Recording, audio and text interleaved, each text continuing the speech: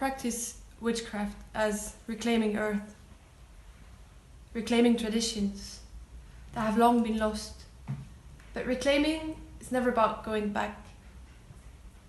It is about to heal, to protect, to recuperate what has been taken from us. We wanted to answer the question, how can we build a new world when people are so damaged by the old one? Calling ourselves witches is the first magical act we are doing. It has many magical effects. First, it is about not being afraid anymore, not being afraid of looking different, not rational, of not being qualified enough for doing what we do. It is about creating, with this word, a space where the world isn't yet disenchanted. Some people are going to be afraid.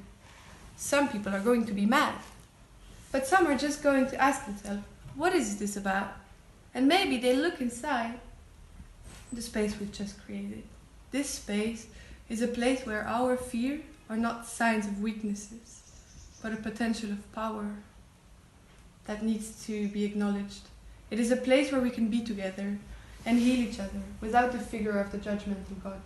Here, in this little space, we have our God is a goddess, and the goddess is us. The second magical effect of calling ourselves witches is the plea for another kind of power. We are tired of the power that separates, tired of this judgmental God. We want the power from inside, from the goddess. The God is always mutating in spirals and cycles. Life, death, inside, outside. Loud as waterfall, quiet as a wolf in a deep forest. As bright as 1,000 lightning bugs, as dark as the bottom of the ocean. Cycles, flying across nature, becoming nature itself. Cycles that go through us, making us what we are. Cycles we are forming when we dance together, when we eat together, when we make love together. We want the power of birthing, of caring, of sustaining. All these power usually assigned to women, with all the sacrifices and acceptances these powers demand. We do not want the powers to hurt and to kill.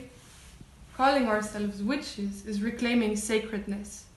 Sacred not in the sense of what you bow to, but in the sense of what you most deeply care about. Third, calling ourselves witches is also a way to tell what happened to us.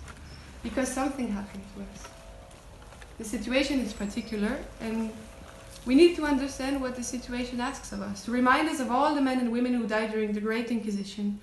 But it isn't only about the people who died, it is about everybody that was put under suspicion. It is about the loss of so many ways of living and practicing freedom. The loss of herbal knowledge and of knowing how to stand up in full power, especially for women. The fear was extreme. You shouldn't look like a witch, you shouldn't stay with potential witches. Everybody has created a little witch hunter inside themselves. And this inside witch hunter is still existing inside each of us. The smoke of the burned witches is still in our nostril. This fear stayed. We forgot why, but the fear is still there, in our DNA. The fear that helped experts to steal our capacity to create knowledge. The fear that helped experts to steal our capacity to heal ourselves, to nurture ourselves. That helped capitalists to send the gods in the sky and disanimate the earth. But above all, calling ourselves witches is about opening new practical possibilities. We have the skills to restore damaged landscapes on a big scale. We do have healing hands. We are able to understand the languages of the wind, of the birds, of everything that surrounds us. Not in a mystical way, but very practically. Dancing together is giving us strength. Chanting together is giving us strength. Connecting with the elements, the trees and the water stream is giving us strength. It allows us to create new ways of being together, with never-ending circles of communities, human and other than humans.